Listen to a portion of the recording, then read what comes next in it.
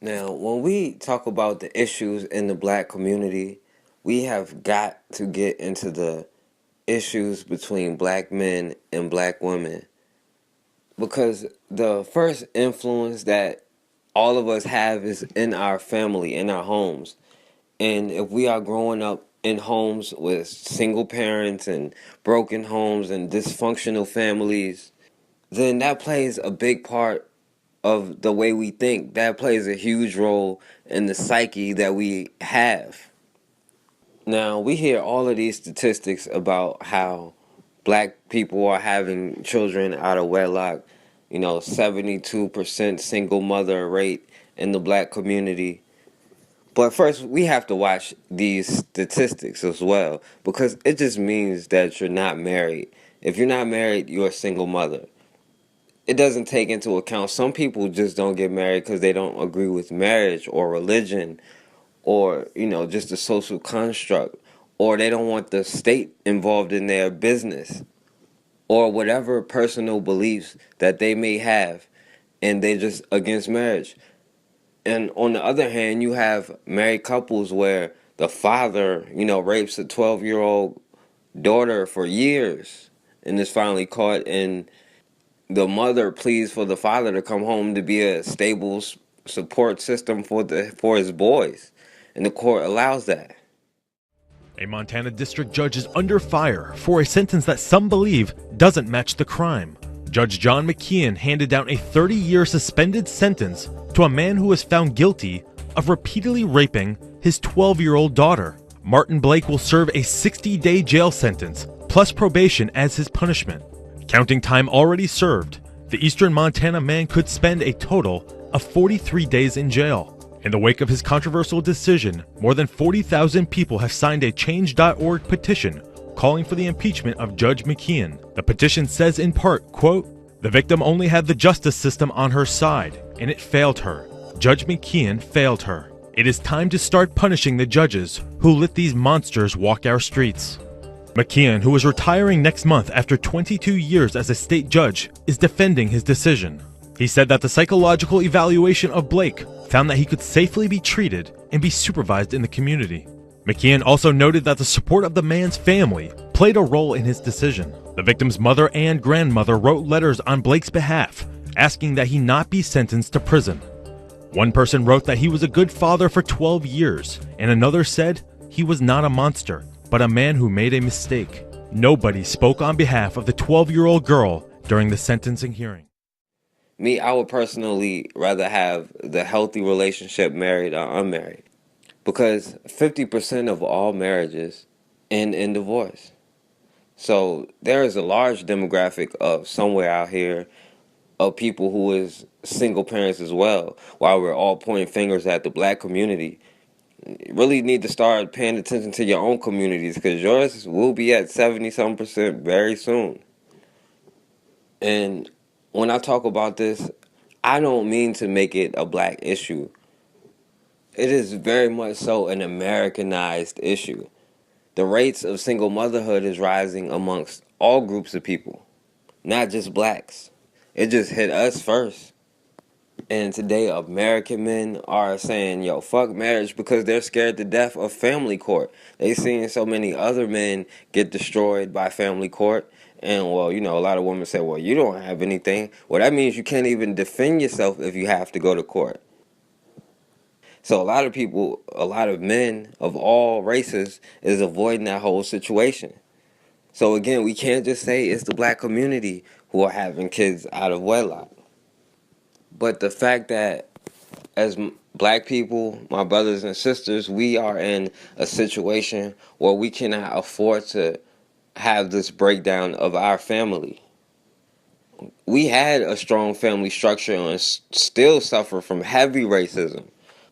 So to lose that is devastating. And we end up in this game where we blame each other, we point the finger and say it's your fault. No, it's your fault.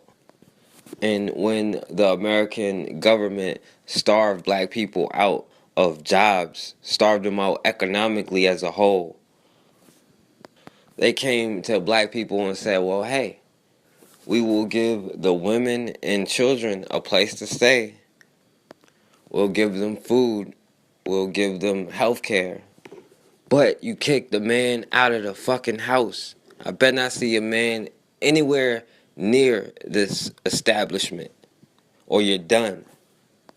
Black people were in a situation where they said, hey, well, I guess we'll just have to take it. Now, that's a whole nother debate in itself, whether they should have or shouldn't have. But that was a tough situation that they were in. And then, here comes feminism telling black women, well, you don't need men anyway. You an independent woman. You a strong black woman. And start feeding them that stuff about not needing a man to have a kid.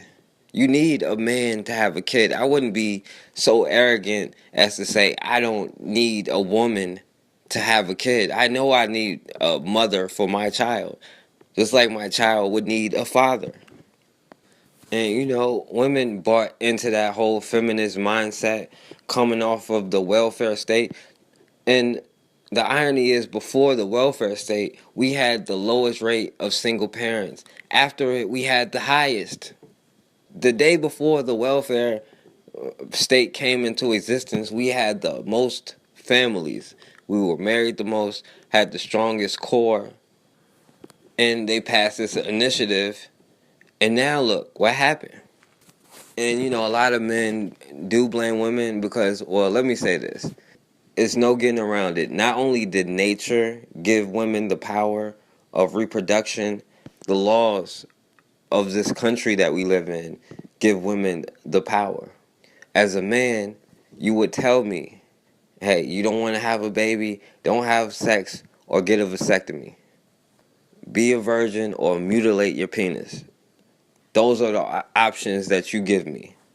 But that's no different from me saying, well, shit, if you didn't want to get pregnant, if you didn't want to have a deadbeat daddy, close your legs next time. Or somebody being against abortion and saying, well, if you don't want to have a baby, keep your legs closed. That's the same thing you're saying to us.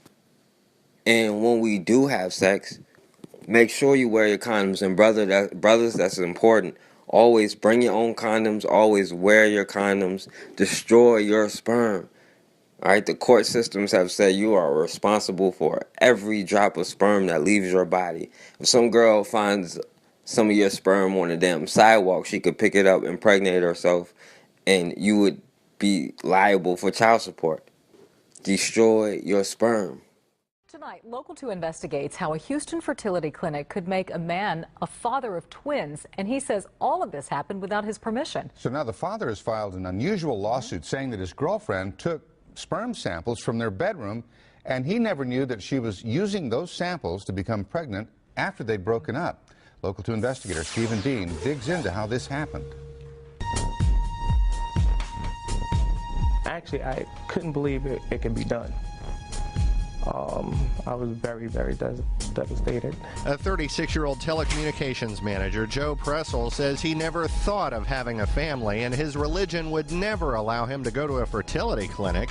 So how could his girlfriend become pregnant with his sperm at this clinic on the Katy Freeway 3 months after they broke up? I couldn't believe that this fertility clinic would actually do this without my consent, without me even being there. Pressel is suing Advanced Fertility Center, saying his girlfriend was bringing them his semen behind his back so her egg could be fertilized in vitro, a medical procedure that resulted in twin boys being born. Now he has to pay to raise them. She would always take, the condom, and she would, run off out of the room, and I just didn't think anything of it, and I didn't think that anyone could use a condom and bring it to a clinic to get in vitro.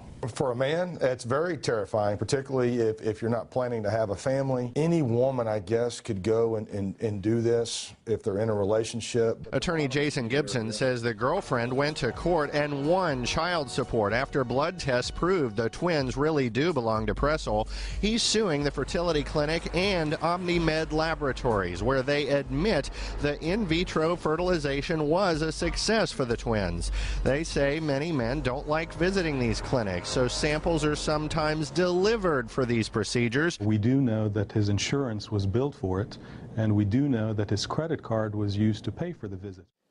But women, y'all have to understand that y'all have 12 different forms of birth control that is more reliable than the condom. And brothers, again, always use your own condoms because women can poke holes in them or whatever. But condoms, at the end of the day, aren't as effective. And I think the man and the woman should both be using condoms and the goddamn pull-up method on top of that. The man should be using birth control and the woman should be using birth control. But, my problem is here after you have sex and may have had an accident, even past all of those precautions you have taken. Now, men have zero options from here. Women still have different levels of options. You can get the morning after pill. I can't make you take a morning after pill. It's illegal for me to make you take it. They'll get me for murder.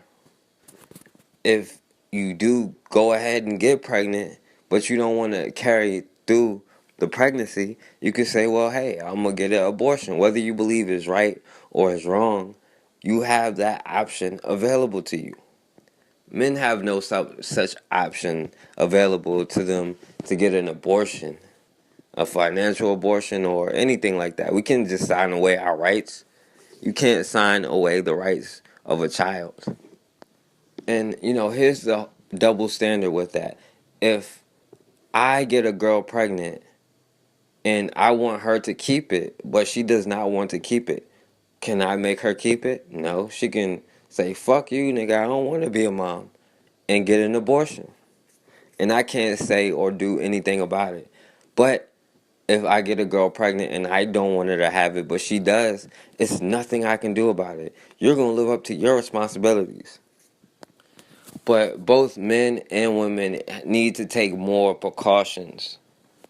If I can go back to the 1930s and tell the men that, women will be giving it up more easier, they'll be more promiscuous, they would have been all excited.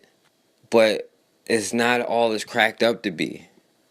It sounds way better on paper than it does on real life.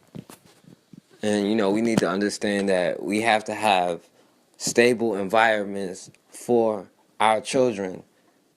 I think people shouldn't even be having kids until they're at least 30.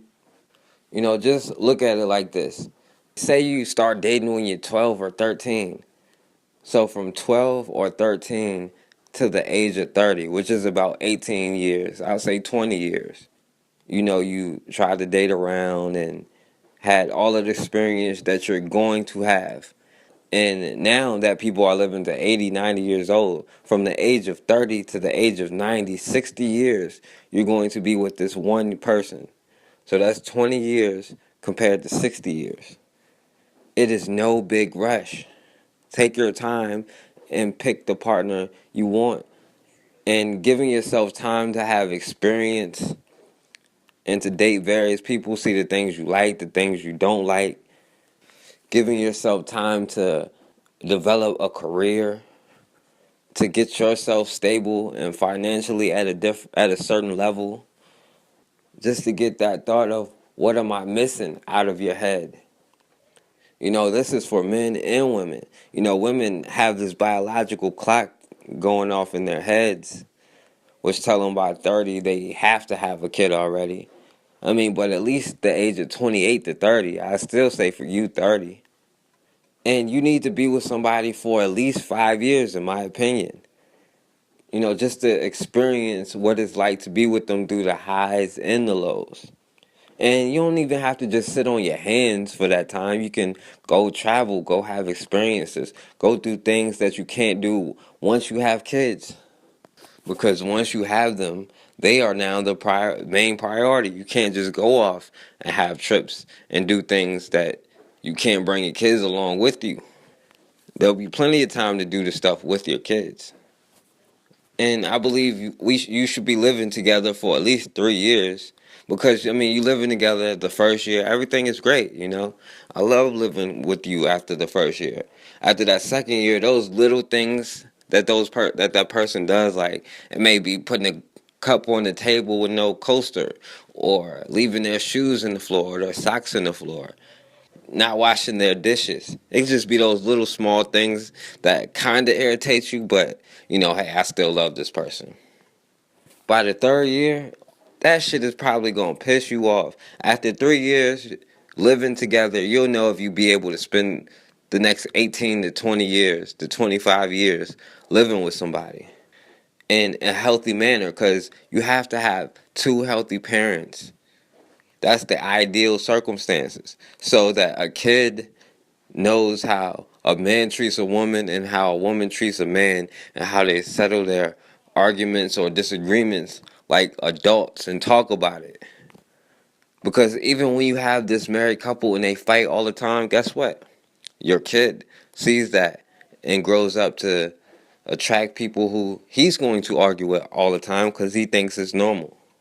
So while I'm saying that some of these statistics may be exaggerated, at the same time, we definitely need to do better and be more calculated about how we approach these things, about how we build our community. Because as the black community, we have to build ourselves up and protect ourselves.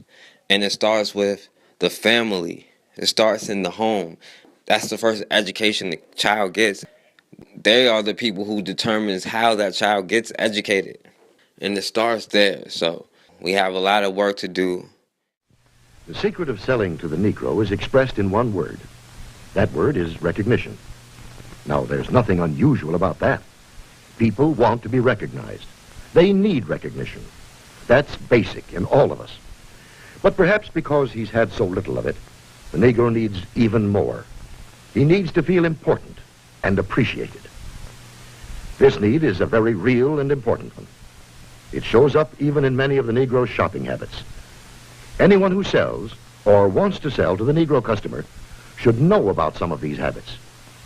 3 habits in particular play a big part in every sales transaction. To begin with, most Negroes buy by brand. They ask for products by name.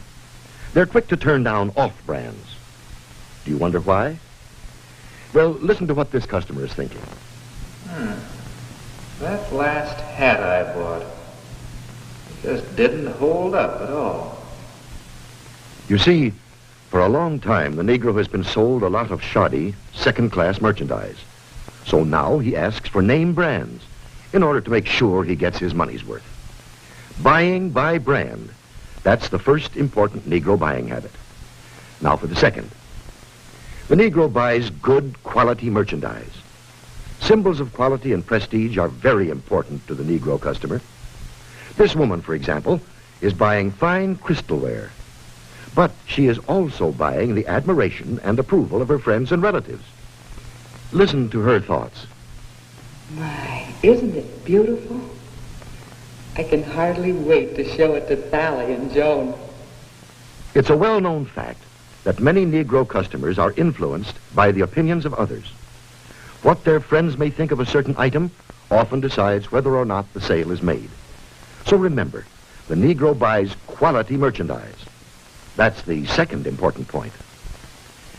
And here's the third thing to remember when selling to a Negro customer. When he specifically asks for one thing, don't try to sell him something else. Don't try to switch him at the point of sale. If you do, he'll probably react something like this. Doesn't he think I've got the money to pay for it? There's a reason for this reaction. Again, because he's had experience with cheap merchandise, the Negro resents being offered a substitute. He wants to be sold on quality, not price. The Negro buys by brand, he buys quality, and he doesn't like to be switched at point of sale. These are the keys to selling the Negro customer. Another point. The Negro family does things together, as a group. The family works as a unit. It lives as a unit, and it buys as a unit. When you sell to one member, you many times sell to all. It's also true that many places of entertainment are still closed to the Negro. So he spends more of his money for the things that are available to him. Often, for items that are considered luxuries. Another trait of the Negro market is the fact that it is a pre-sold market. We know that the Negro buys by brand, and he buys the brands that he knows something about. Where does the Negro buyer get this information? We know that Negro customers are turning more and more to the publications that are tailored specifically to their needs, that give them the news and the information that they want to read about. Many leading businessmen and companies already know this. That's why so many of them are taking this direct, sure route of reaching the Negro customer. The vice president of advertising of the Drew & Watch Company, for example, says this. In many important cities throughout the United States, Negroes are important customers of the credit jeweler. Therefore, it seemed that Ebony magazine would be a very important advertising medium for us. We would say it was very well received, and from our viewpoint, a very successful campaign. From the Remington Rand Company comes this statement. Our records show that advertising in Ebony has been effective in many ways. As all good advertising should, it has built a terrific amount of goodwill and has brought a volume of sales and sales inquiries. A representative of the Alaga Syrup Company makes this statement. Because of Alaga's regard for the influence of Ebony in the Negro market, advertising space was doubled. Alaga's long experience in selling to Negroes now takes the most direct route to its best customers, reaching Ebony's 2.5 million audience in every issue. And here are the statements of still other business leaders. Yes, many business leaders are discovering the most direct and most efficient way of reaching the new Negro market. Look here at the results of the same advertisement in two different publications, Ebony and another general magazine. You can see that proportionately, more men and women read the ad in Ebony than the one in the other magazine. And they did a better job of remembering it, too. A greater percentage of readers noted, associated, and remembered the ad in Ebony. But now, wait a minute. If the Negro market is so big and easy to reach, why aren't more companies going out after it? Well, often because of the feeling that there's something entirely different, unusual about selling to the Negro. But is it really so different?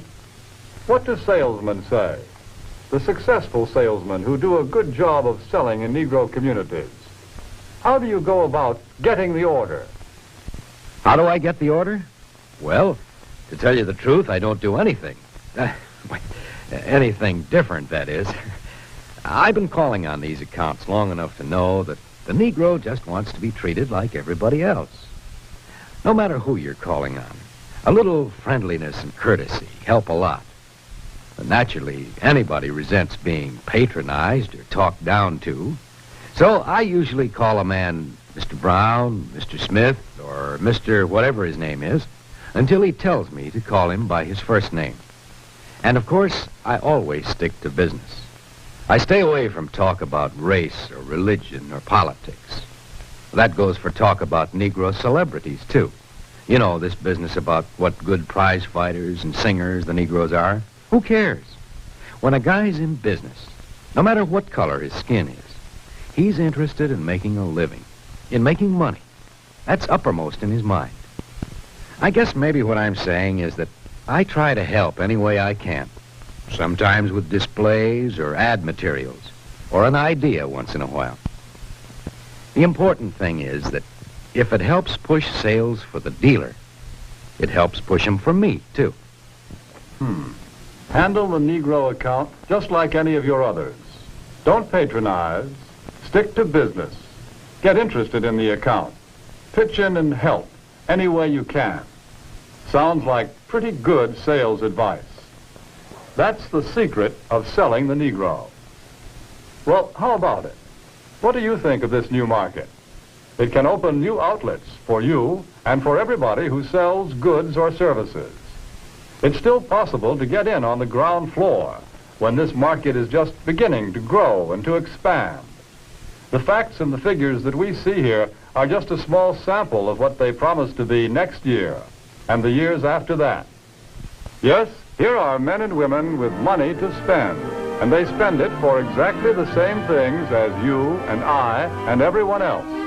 They buy almost every type of product and service that you have to offer, and they can be reached like everyone else through publications that appeal to their interests and desires, that deliver the kind of loyal readership that can be proved both in surveys and in down-to-earth sales.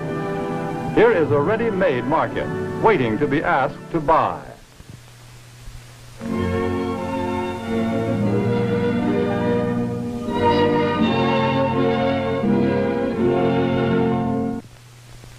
Here are millions of customers for what you have to sell.